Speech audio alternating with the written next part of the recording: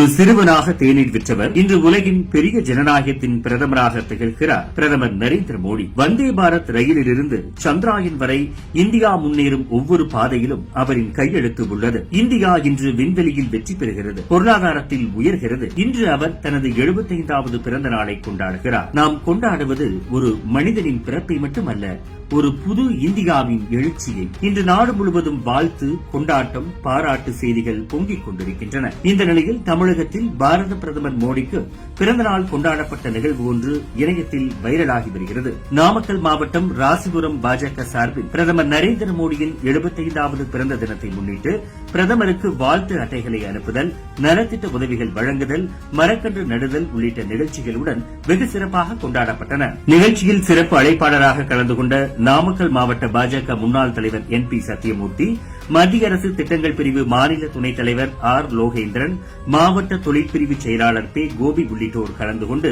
பள்ளி மாணவ மாணவிகளுக்கு நோட்டு புத்தகங்கள் இலவசமாக வழங்கினர். முன்னதாக பாரத பிரதமரின் மக்கள் சேவைகள் குறித்து அனைவரிடமும் எடுத்துக் கூறி பள்ளி மாணவ மாணவிகள், பொதுமக்கள் உள்ளிட்டோருக்கு இனிப்புகள் வழங்கப்பட்டன. மேலும் பாரத பிரதமரின் உயர்கல்வி திட்டங்கள், இலவச எரிவாயு திட்டம், வேளாண் திட்டங்கள் உள்ளிட்ட மக்கள் நலத்திட்டங்கள் குறித்து விளக்கம் அளித்தனர். இந்நிகழ்ச்சியில் நடந்த ஒரு நிகழ்வு மக்களிடம் கவனம் பெற்றுள்ளது. தமிழகத்தில் ஆளும் தரப்பான திமுக ஊராட்சி மன்ற அலுவலகம் என அரசு அலுவலகத்தில் தங்களது புகைப்படம் மட்டுமே வைத்திருப்பார்கள். ஆனால் இங்கே பிரதமர் மோடியின் புகைப்படம் இடம்பெற்றது களம் மாறி வருவதை நிதர்சனமான உண்மையாக பார்க்கப்படுகிறது.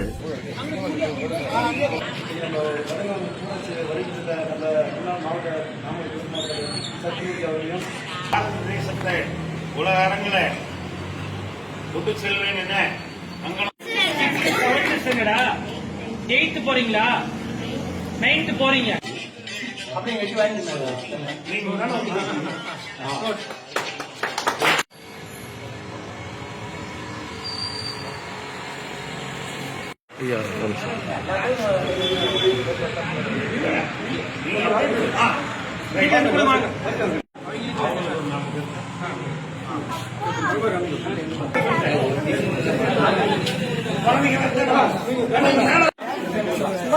எல்லாத்தையும் நோட்டை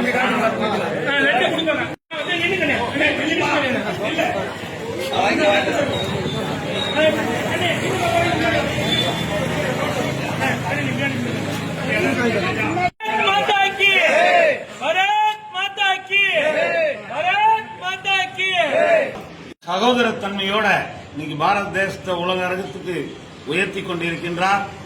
அப்படிப்பட்ட மாமனிதன் பாரத பிரதமர் நரேந்திர மோடி அவங்க குஜராத்ல 1950 இதே தேதியில இதே மாதத்துல பிறந்தவங்க.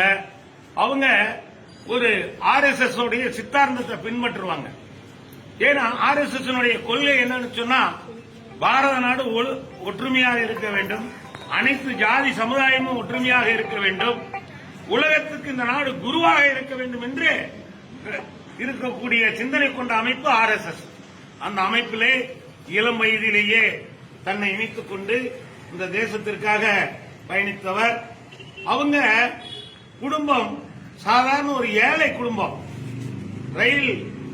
ரயில் பிளாட்பாரத்திலே டீ வித்து குடும்பத்தை நடத்தின அந்த குடும்பத்தில் பிறந்த அவரு ஏழை தாய்மார்கள் எல்லாம் அந்த காலத்தில் படுற கஷ்டத்தை எல்லாம் பார்த்தவரு கண்ணீர் விட்டார். இவங்கெல்லாம் இப்படி கஷ்டப்படுறாங்களே அப்படின்னு.